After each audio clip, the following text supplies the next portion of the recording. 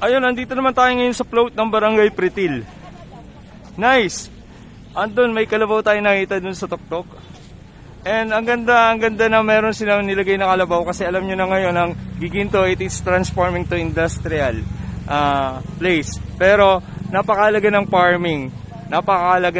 And then yung po nila, I think it's San Isidro? Yeah, San Isidro Labrador. So talagang pahalaga natin yung farming. Sobra, I think this is one of the best floats. Kasi talaga, farming mahalaga. Kinakato ko yung mga taga-Giginteño. Oy, farmers tayo, hindi tayo, building. So maganda to. Nice. Sobra. Pawak po. Ayan, sila kuya. Ayan o. Ito mga taga-Pretil. Kasi, kung nasan man siya, yun, the best po yung kapitan niya. The best yung kapitan niya, promise. Kasi nagbablog ako ng basketball doon. Grabe, pag disiplina talaga, sikap. Ito napakasimple pero ang ganda talaga. Ang lakas ng dating niya. Barangay Pretil. Green. Nice.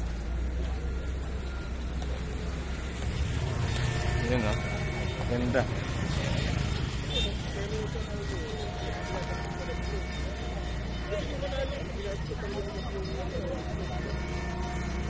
Hello po.